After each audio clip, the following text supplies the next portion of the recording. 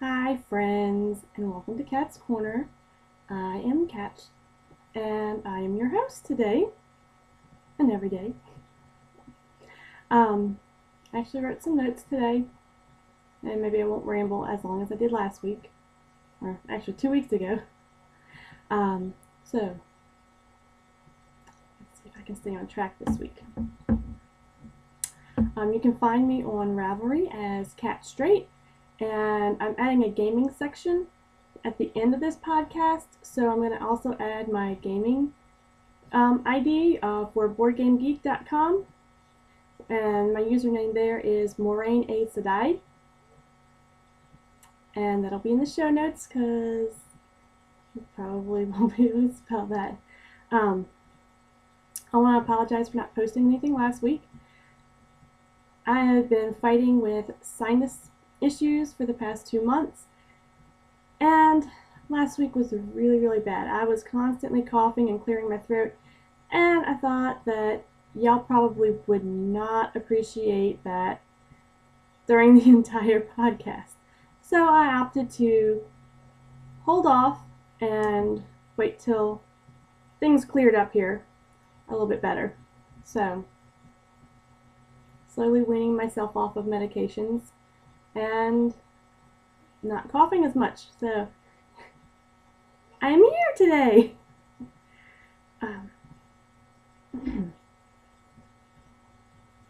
Sorry, my throat's still really dry, so I may still have pauses.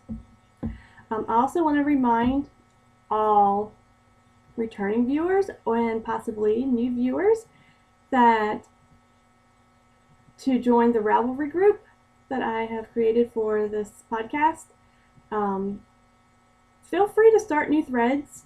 Honestly, I'm trying to keep it active. I've told y'all in the past, if for people who've watched from episode 1. Oh, did I say this was episode 5? This is episode 5. No name yet.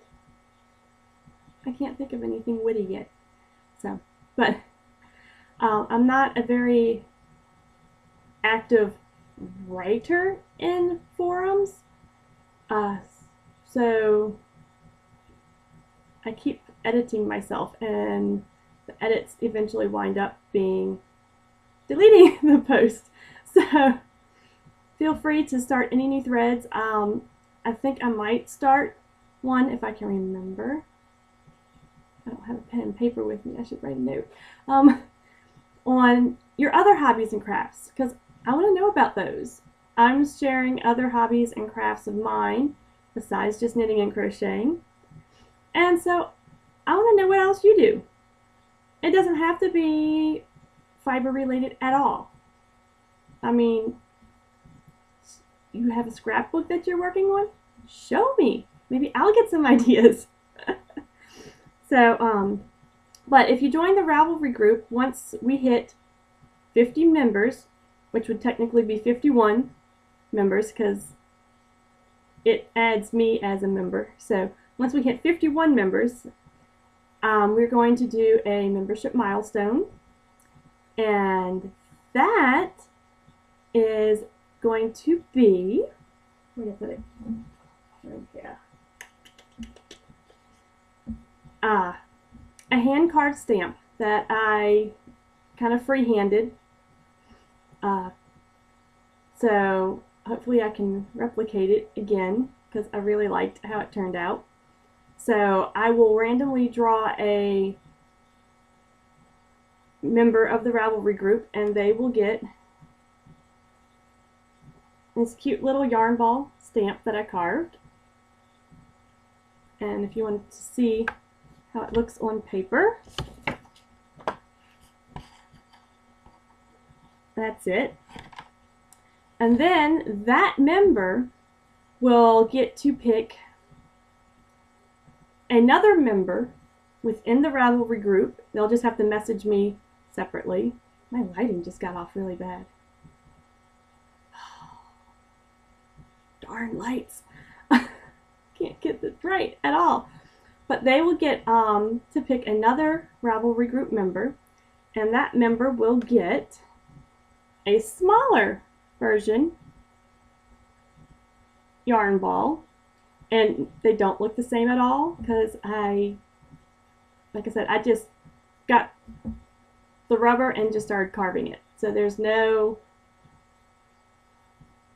yeah, none of them will probably ever look the same, which they never do, even if I have a sketch that I started from. But that one, for the Ravelry Friend, will look like that. So, I hope you like it. I thought they came out really cute. So that will be our giveaway once we hit 51 members. So 50 members, not including myself. And I think we're at a total of 11 members, including myself. So we have 10 members right now. So we're moving along slowly. It'll get there eventually, hopefully. If not, I may have to rethink how to give it away, huh? So, what has been going on since I haven't talked to y'all in like 2 weeks? Well, the last time I recorded, my husband was home because of winter weather in southern Louisiana. The roads iced over big time. He was off Tuesday and Wednesday, and then the first part of Thursday morning. So I got a lot of work done on knitting and stuff, so that was big. And then he went back to work after lunch on Thursday, making sure that all the ice off the bridges were cleared and thawed out. So, so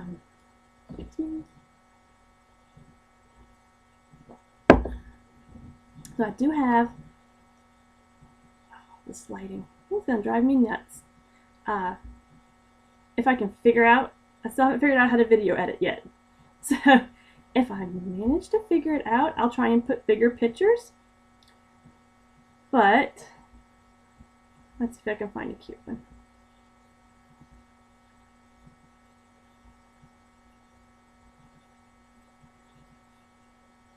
It's my son in the yard. It was mostly sleet and ice. It wasn't technically snow. Some places did get some running around. We did actually have accumulation. It stayed until Thursday evening. We had accumulation around the house. He wanted to play soccer in it. He could care less about the snow. He just wanted to play soccer. So that's what he did. Go back to my notes so I don't get confused. So we had that. Let's see. On, was it the 1st? I didn't even say what day it was. Oh my goodness. I wrote all my notes down and I forgot to put what date it was. It's February the 9th, Sunday. See, I'm trying to get all organized, but I still forget stuff. I'm so happy. Okay, so February the 1st, I think that was the first Saturday of the month. Our local board game store, which is not technically local for us anymore because it's across the lake, so it's about 45 minutes away, 30 to 45 minutes depending on how fast we drive.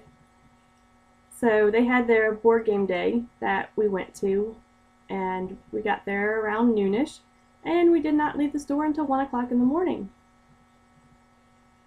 Lots of gaming going on, which I'll get to that at the end. So for those people who don't want to have anything to listen to about board games or video games or anything like that, you know, once we get to it, you can just end the podcast. But that's a big hobby of my husband and I. I'm really bad at grammar too. My husband and I, so, you know, I figured I've been wanting to talk about it, and I mentioned it a couple episodes ago, I think, so I'm going to throw it in. Because I was always planning on starting a board game podcast. So I'll just combine the two because I'm not super knowledgeable about board games, but I can give you a little bit of insight. My husband's better at it. Yes. So that was roughly about 12, 13 hours that we really did not leave the store at all. And other interesting tidbits, we've got our trip to Oregon planned. So instead of staying here for Mardi Gras, we are heading out. Cheaper flights. So we'll be doing that. Maybe I'll get a podcast up there, maybe not. We'll see. I don't know exactly what all we have planned and how things are going to go. But that's my life in a nutshell, I guess, so far. The interesting aspects, anyways. I'm sure you don't want to hear about the life of a stay-at-home mom with a 2-year-old watching all kinds of great cartoons all day long. So, okay, let's get into the fun stuff, right? All right. So, works in progress. I think the last episode I showed y'all some about the owl bunting that I was working on. I did not bring it in here. I think I maybe just did like 2 rounds on it. So it's just like 2 rounds of green. Not too much to show. Kind of got bored. So I put that on the side. Wanted to get some other stuff done. So one thing, let's see, I'm going to go in order so I don't get confused. Last week, or this past week, I cast on a new project, and really I haven't gotten that much done. That's about it. Just doing ribbing right now. The pattern that I'm doing, so I don't lose all my needles, is called The Street Vest by Jolene Mosley. It's a paid Ravelry download. It was only $5, and I think it started at like a 3T, and it went up pretty high, so you can make a bunch of them for your kids, if you have kids, or grandkids, whatever. It was super cute. It reminded me of my husband, so you gotta dress the kid like the parent. So, excuse me, I'm going to try and pull up the picture real quick, like, do.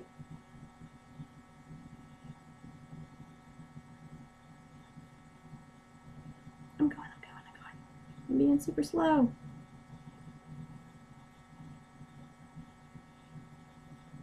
Okay. So that's what we're doing. I've never been super fond of knitting or crocheting cables. So every time I hold something up to the camera, my thing gets all screwed up, but whatever.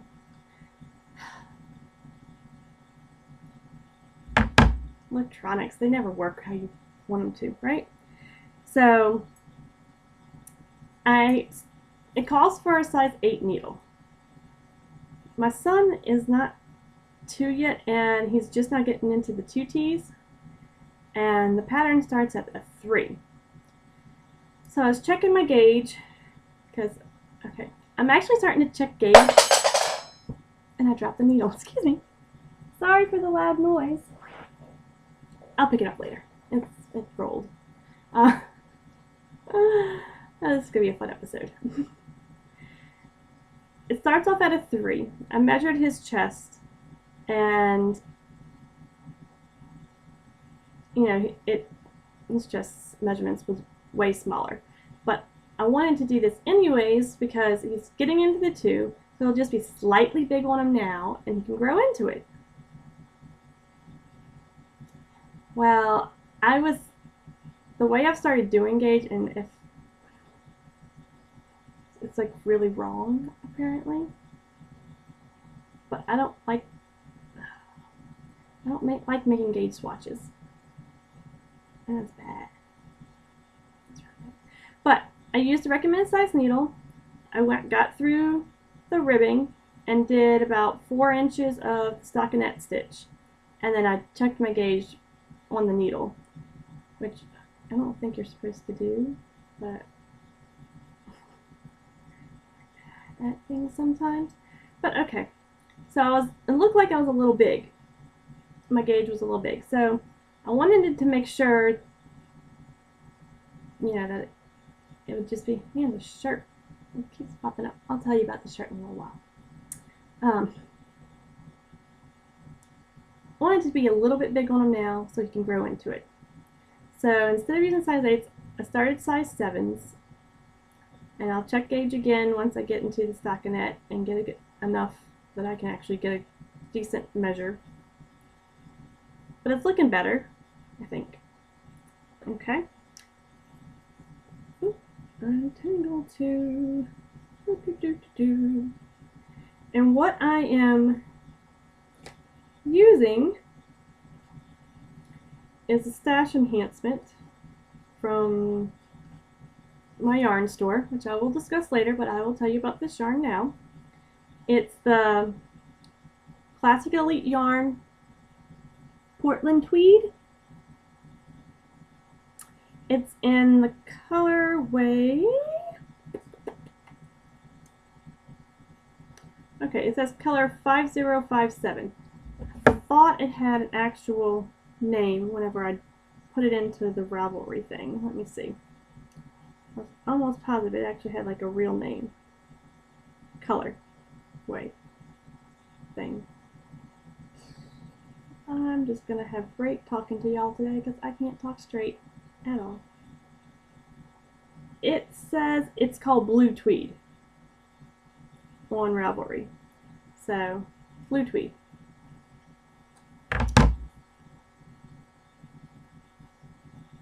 That's what it looks like. It shows a little more blue. It's a little more grayish.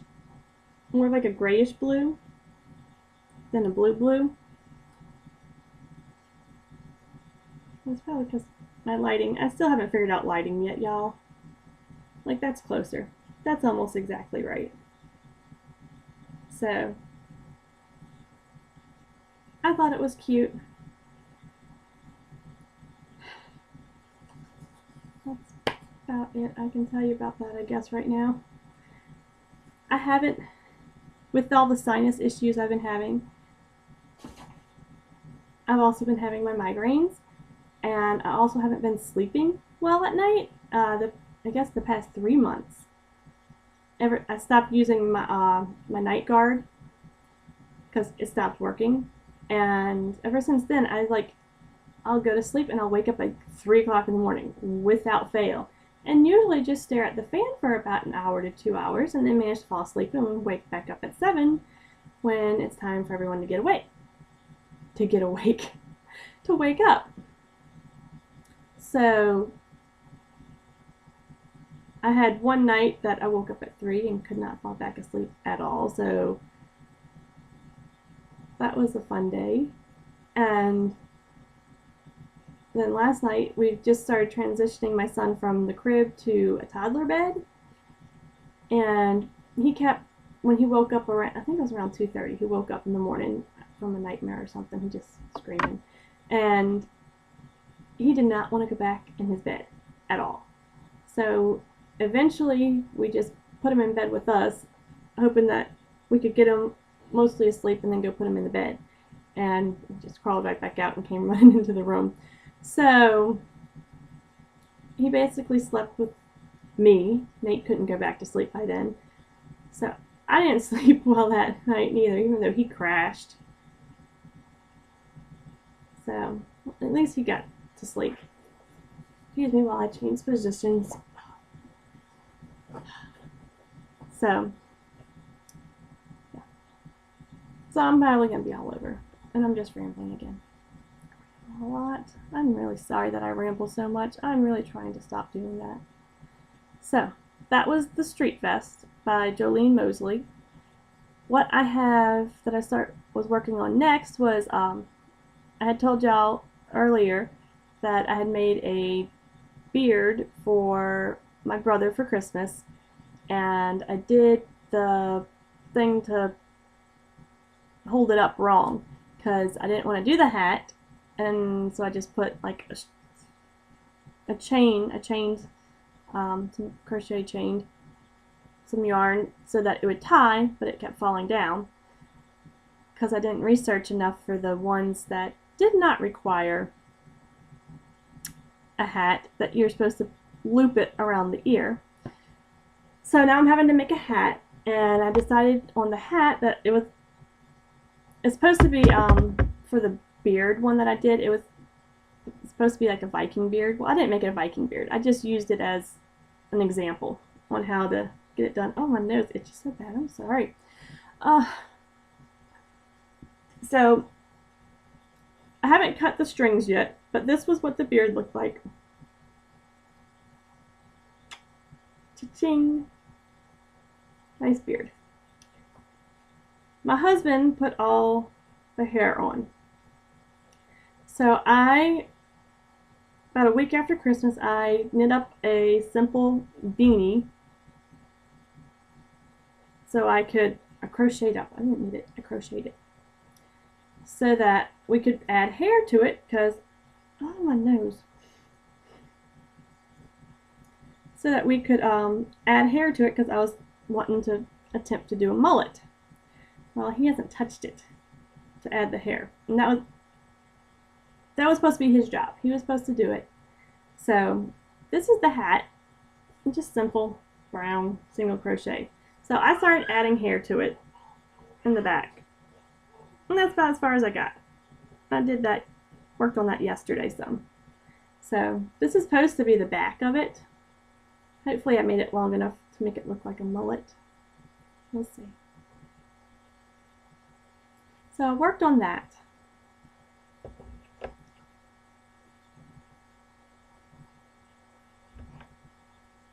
Oh my goodness, my nose itches so bad. Sorry, y'all. I am so sorry. It itches. Somebody must really be thinking about me, huh? Oh boy. Okay. Now, for finished objects.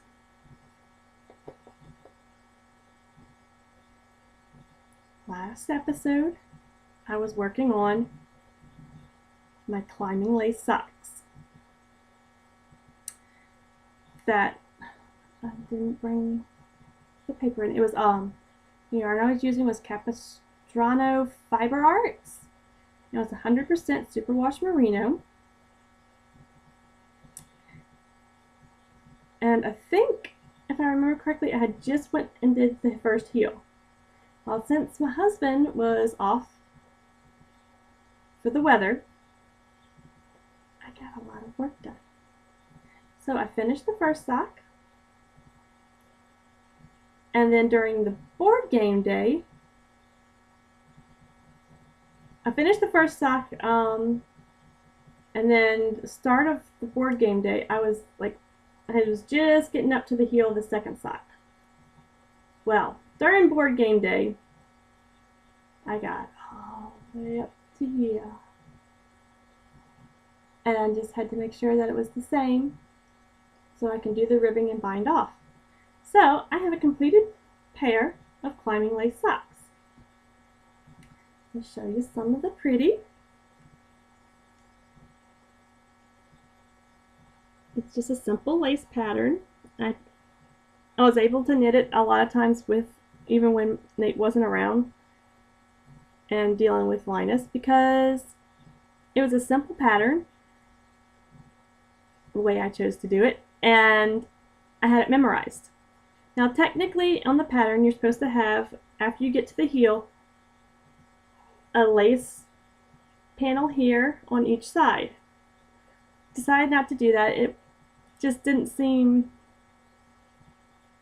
to be me, I guess you could say. It wasn't, but I liked the lace pattern. Oops, let me see. Try to make sure I get this so you can see it. It's a little bit more of a yellowish color. I don't know how this does. Is that?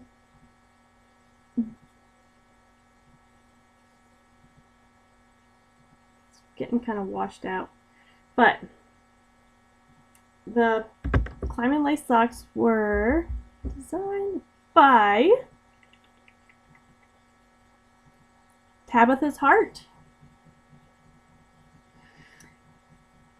And I changed up some things on it, like other than the side, not doing the side panel. The toe that she had, because it's a toe up pattern, was a triangle. Did not like that whenever I first started.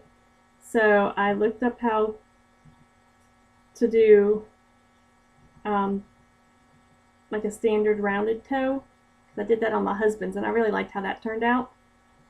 So this was, I used Judy's Magic Cast On, got the rounded toe. I was pretty much engaged, but it just, they weren't fitting right. I guess I must have skinnier feet. So on the first sock, I eventually just did a decrease somewhere around here on each side to try and get it to snug up some, and that helped some. On the second sock, I just did on the round where you increase 3 times, I just increased 1 time, because you're basically increasing to try and get the front to be an odd number so that you can work the lace pattern correctly. So, which after doing that, I still probably should have left out some more increases, because it's still a little loose on my foot, or otherwise I just like my socks tight. I don't know. But I did the Judy's Magic Cast On rounded toe, and then did a Feagle heel. I think that's what it's called. Now, one thing I did have a slight, made me a little upset. And it wasn't to do with the pattern, it was to do with the yarn. I loved the yarn. It was beautiful, beautiful, beautiful, beautiful. When I got to my second skein and I was winding it, I started noticing that it looked like the colors were changing. Well, I started knitting the second sock, and you can tell the colors changed. I went from this nice deep colors, and it got like super washed out and pastel-y. So I haven't blocked them yet, so I don't know if it's going to bleed any and kind of wash out the rest of the colors or not. I'm almost afraid to do it just in case. But, you know, I was kind of a little upset that that happened. But I still like them, and I'm still going to wear them. But, you know, you see all these really pretty golden hues, tones, and then all of a sudden it goes to pastel. And that was a little disappointing. But it was a hand painted one. So I don't know if, you know, that has something to do with it or what. I've never bought a hand painted yarn before, I don't think. So, but that was just a little disappointing with it. But they're still pretty, and I'm still going to wear them. Now, for my second finished object, I haven't posted in either of the knit along threads yet, but I watch the Suburban Stitcher and Bunnyfish Crafts also, and they're both doing knit alongs right now. And Suburban Stitcher is doing a rainbow knit along, and Bunnyfish Crafts was doing a Knitty.com knit along, which Knitty.com is a website where you can get basically free patterns. So I had some rainbow colored yarn that I was planning on saving for Christmas time this year to make another addition to a present that I made for this past Christmas for Nate's stepmom.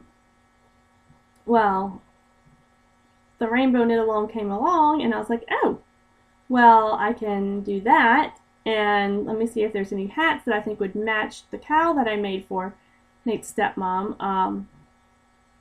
and see if I can combine the two, so I'm not having to like really like stress, because I've never done a knit along before. So this was my first knit along, and I didn't want to be super stressed. about trying to get two things finished. So I tried to combine the two, which I found a really cute pattern that I think worked well with both the cowl and the rainbow yarn. So what I did, it was the hybrid hat by Miriam Felton and Amy Hawk, and it was on Knitty.com. And this is how it came out. So it's called a hybrid hat because you start crocheted, and then down here you pick up your stitches and then you knit the ribbing. So it's a hybrid hat, meaning it's a hybrid between crocheted and knitting, which wasn't new to me because I kind of did that on my own.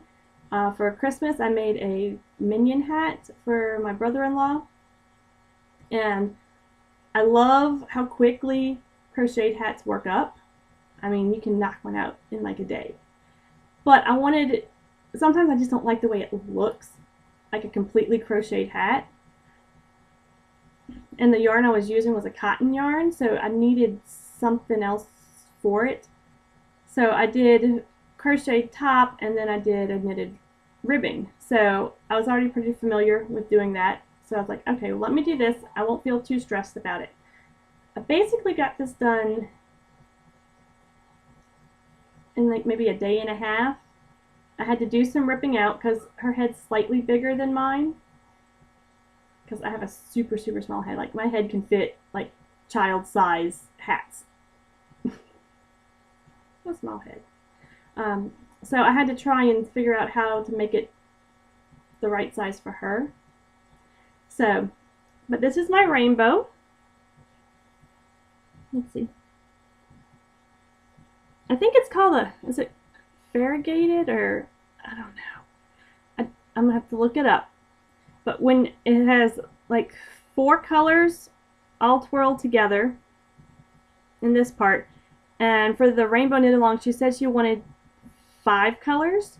So I counted my colors in the yarn that I was using, and I only had 4. So I needed a 5th color. And the more I worked on this top part of the hat, I figured that's just a lot of color. I mean, she loves bright, colorful things, but it needed to be broken up anyways. So I found that I had this pretty purple, and my light's really off now all of a sudden. Let's see. Change light. No. So I broke it up by adding the purple along the what is it? The fringe. I don't remember what it's called.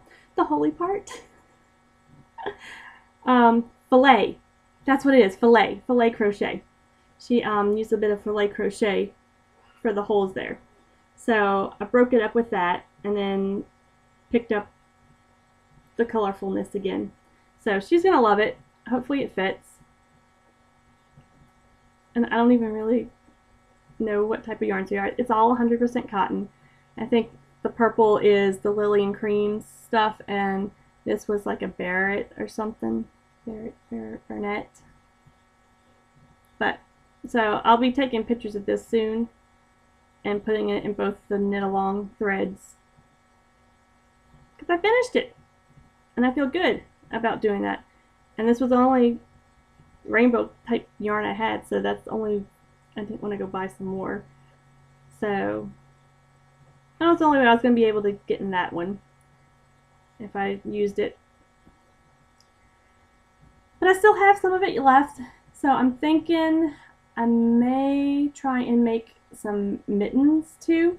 So I'll have to see if maybe they have some mittens in the knitting area, and then I can maybe do 2 projects for each knit along. And then I won't feel like I almost feel like I cheated because it was so quick to work up. But it's really cute. I'll put it on. It's really huge on my head though, so y'all have to.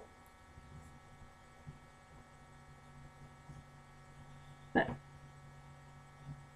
it's not not that big on my head. It's just really poofy up there. So that's it. I think it's going to be cute, and she's going to love it. So those are my 2 finished objects. Now, I'm wearing something that I made myself. This shirt. I made it like, I guess, almost 3 years ago. This is pretty much my first shirt that I ever made for myself. It is the Cable Collar Top by Nora Gahan. It was in one of the Vogue knitting magazines, and it's just a simple stockinette stitch top, and then it has a little cable pattern on the collar.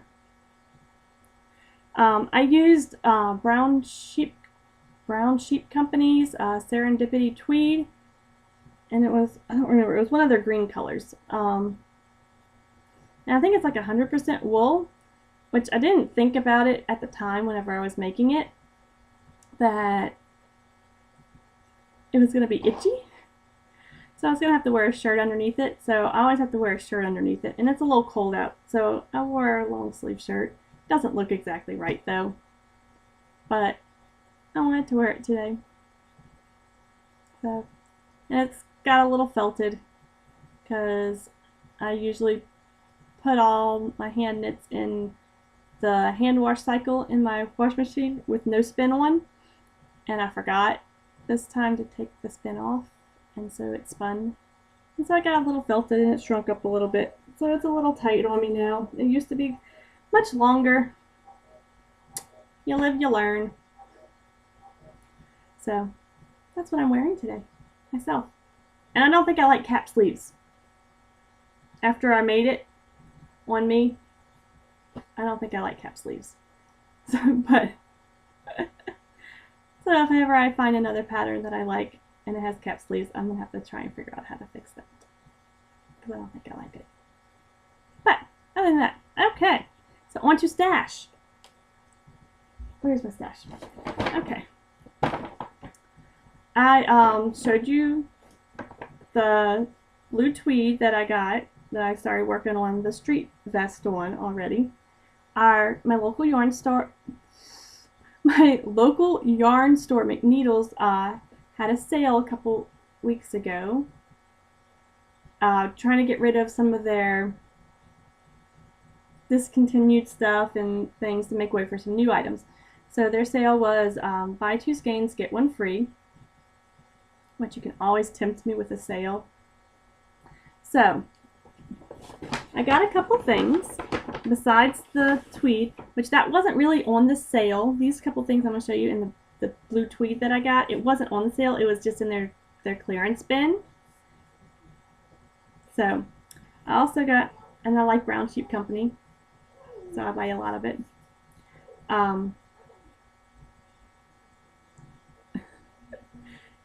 This is the Brown Sheep Company Wildfoot luxury sock yarn, which is 75% washable wool and 25% nylon. And it's like this really pretty blues and reds and greens and stuff. There was only one of these in there, so maybe I'll have to try and make some anklets or something. But it was cheap. It was on sale. And I don't complain with that. And I wanted to try and get some more sock yarns, because I really don't own all that many sock yarns. And I'm really enjoying knitting up socks, so I wanted to get some cheap stuff so I could try some new things. So I got this one, and that just looks really bright. It's not really that bright. It's more muted, more dark. So I got that one.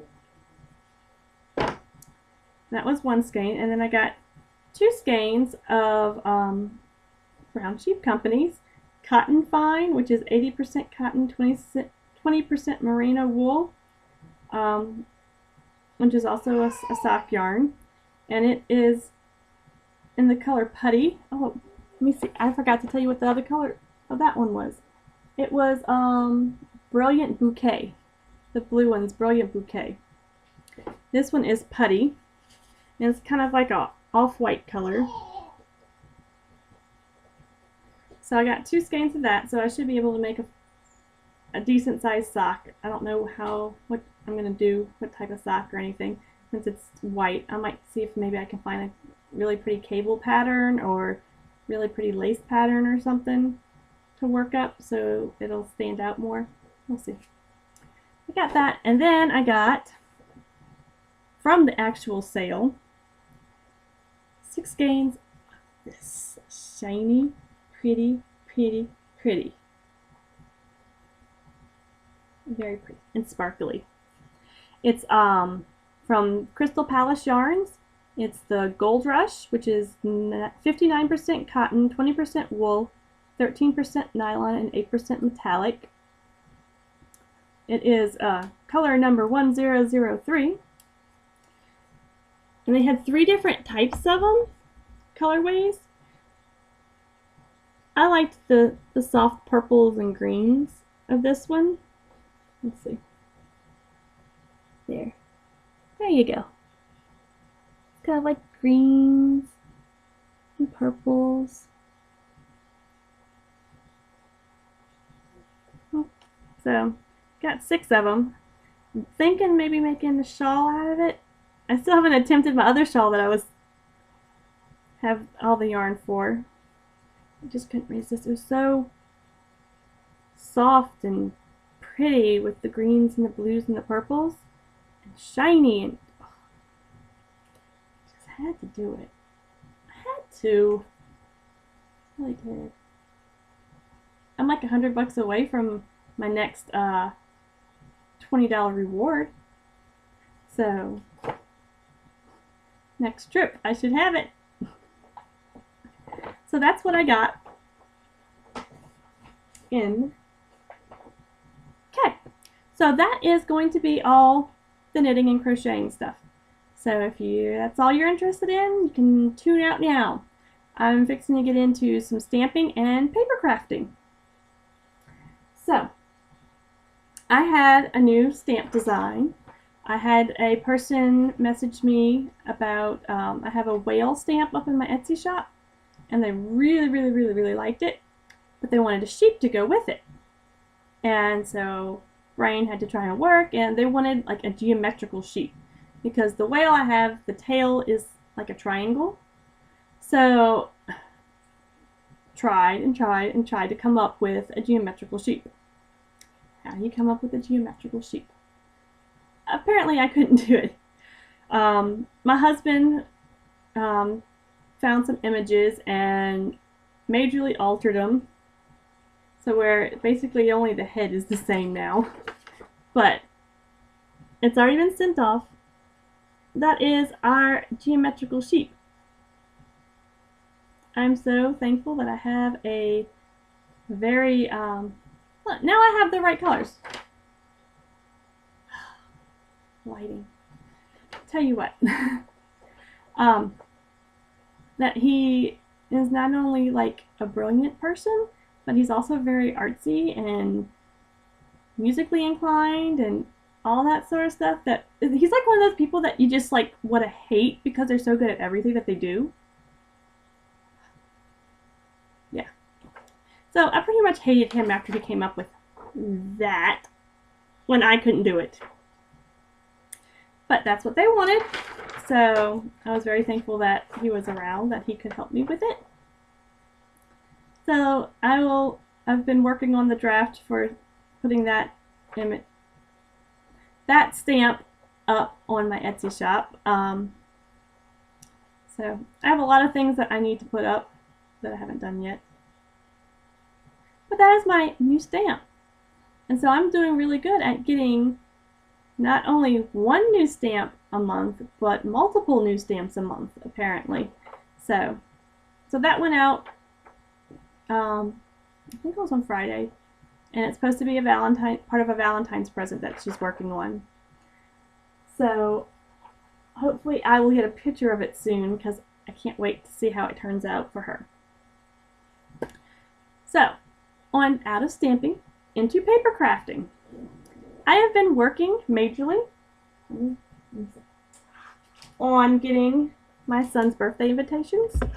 Okay, wish I had a swivel camera, but all that mess on that table is working on birthday invitations. I am almost finished, get that back right, on getting all of the fronts done of the invitations, which I can,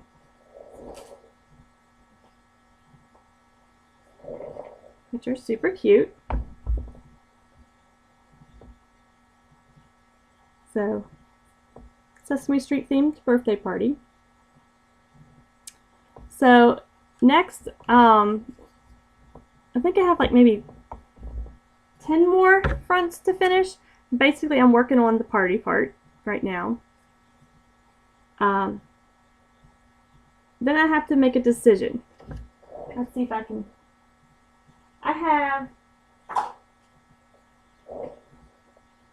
I'm sorry for all the movement. I really am. I'm just all scatterbrained today, apparently. I have planned to have the little Sesame Street sign on the inside of the card. And I cut it all out with my machine. And the 1, 2, 3 numbers at the top, they didn't come out right. I guess I made it too small. So I am planning on attempting, maybe this evening, maybe, on carving a stamp that has it. Which, if I do that, I can't ever put that up on the shop or anything because it's a copyrighted image and stuff. But, you know, I can use it for what I need to use it for, and I can stamp it on there and then possibly even use it for the envelopes too. So that will probably be a new stamp that you'll get to see next week that I can never sell to anybody. But if I get my use out of it, maybe I'll give it away. Maybe another giveaway for people who have kids and like Sesame Street. So I had that I'm working on. After I finish these, the invitations, I have to work on the banner, which is going to say Happy Birthday, Finn and Linus. So I was also going to try and do a Pin the Tail on the Snuffy. But the more I thought about it, most of the kids, I think the oldest kid is going to be maybe like almost 3. So, and the majority of them are going to be 1 and 2. So I don't think they'll get the idea of a Pin the Tail on the donkey, much less Pin the Tail on the Snuffy. So I might just scratch that idea. I had a lot of mess up Elmos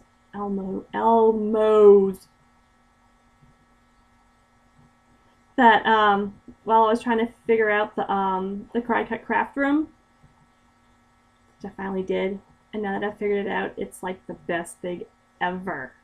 So if you use a Cry-Cut machine and you have not downloaded the Cry-Cut craft room, you really need to. It's brilliant.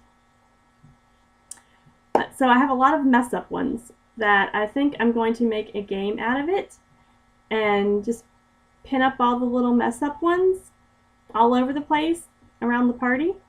And I guess maybe like right before we do cake and ice cream or in presents, or right after or something like that, we'll have it to where whoever has collected the most will get a little prize.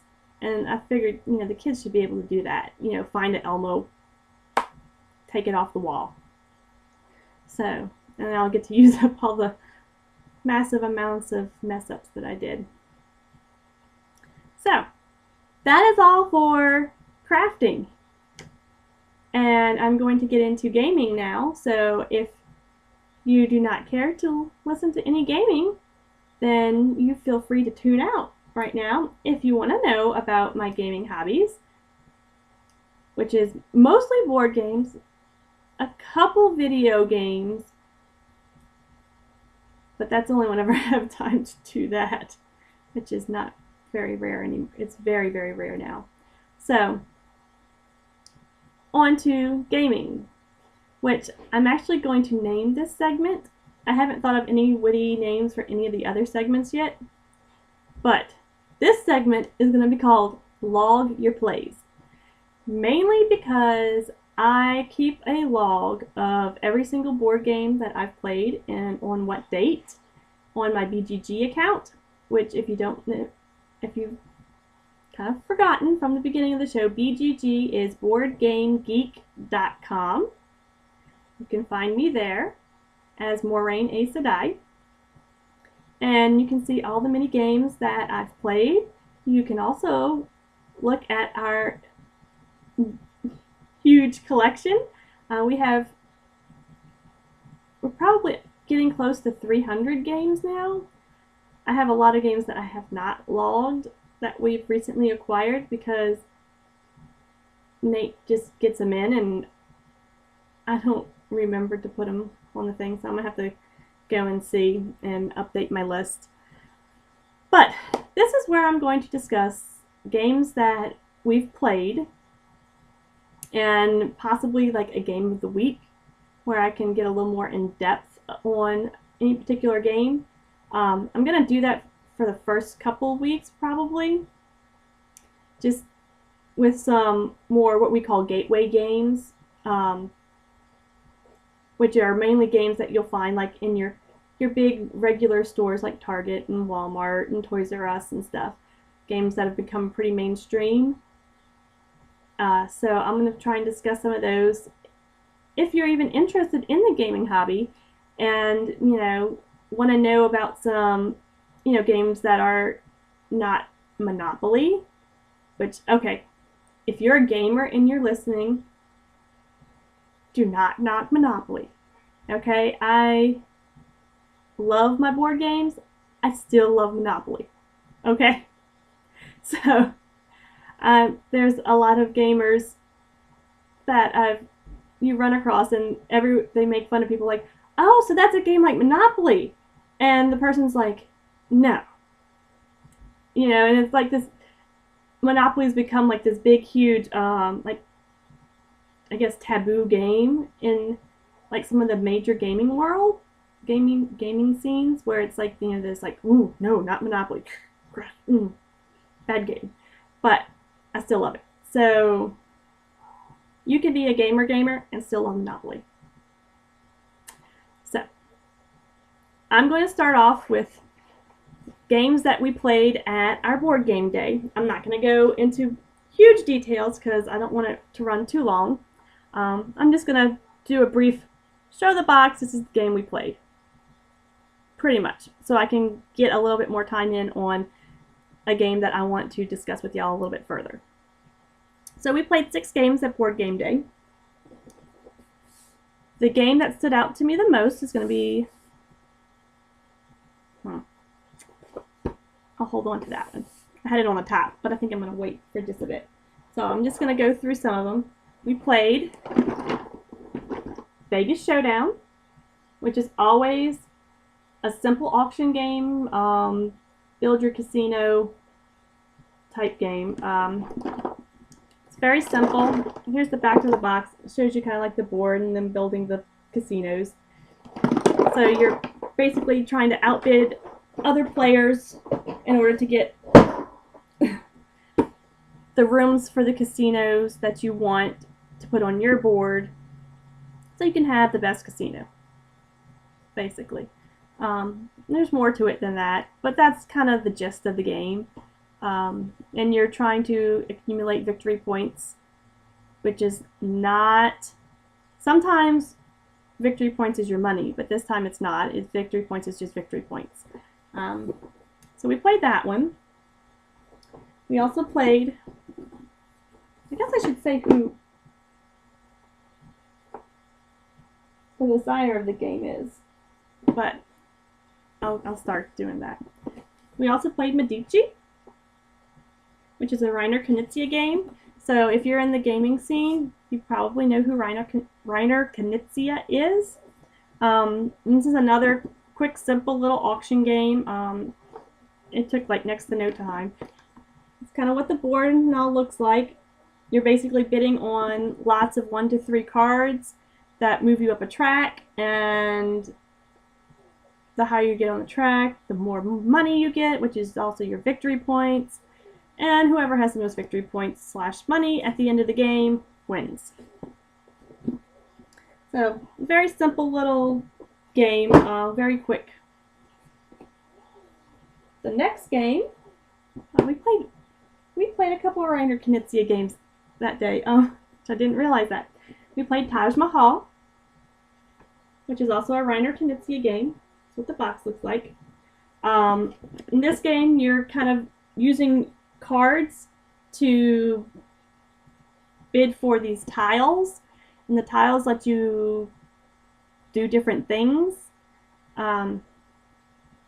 You're putting little castles on the board. You're trying to get like these special power cards, all in order to get more victory points. And the player at the end of the game with the most victory points wins after you go through all the different districts. I think there was like 12 districts. So in each district you place your cards down in order to try and win something, and then when you pull out of the auction, you get whatever you would have won. But there's only one tile per thing. So once someone takes that tile, if you're next in line to get it, you don't get it. So that was a fun game. I think I came in second in a lot of games. I don't think I won any of them. I came awfully close though. Another game we played, it's called Belfort. This is a worker placement game. It is by Jay Comer and Sing Fung Lim. It's a Tasty Minstrels game. That's what I know. A Tasty Minstrels game. They just had a Kickstarter expansion that finally got to everybody, hopefully. So if you're not one of those who got your Kickstarter yet, you should have. We got ours, I think, like a month ago. It took a long time for that one to come in. But it's a worker placement game. Let's see. You have a little castle, and you have your little gnomes and elves and dwarves and stuff, and you're using, I think it's the dwarves and the elves you use to place on different things in order to do other things, activate different buildings and collect resources and stuff. And then you try and convert into victory points. You also get like the when you build some new buildings, you'll get to place a building on the board. Let's see if they show. Yeah, you can kind of see. You'll get to like place a little house on the board claiming a building in the section. And within each section there's 5 sections. Within each section, the player who has the most houses has the majority, and they'll get points, and the second player gets some points, and the third player gets here you go, here's 1 point. And I think there's like 7 rounds. So it's a cute little game. Okay, now I'm to my two favorite games. One's a new to me game, and the other one's just a favorite game. That's always going to be a favorite game. The new to me game is The Great Zimbabwe. And oddly enough, every game that we played at the board game day, we own also. And I think most of the games were our games, except for Belfort. I think we played that with somebody else's copy. But The Great Zimbabwe, it's a Splatterspielen. Yes, Splatterspielen game. I can't come up. Splatterspielen. We are huge Splatter fans, so eventually I'll be able to discuss more in depth with y'all on those. You know, occasionally maybe I'll actually do like a game kind of playthrough on some of them, because their Splatter games are usually very complicated and very fiddly. So I'm just gonna say you can't see the board really because there's nothing on the back, but you're basically building monuments to gods and offering sacrifices to them, and as your monuments get higher, you get more victory points, and different cards let you get more victory points.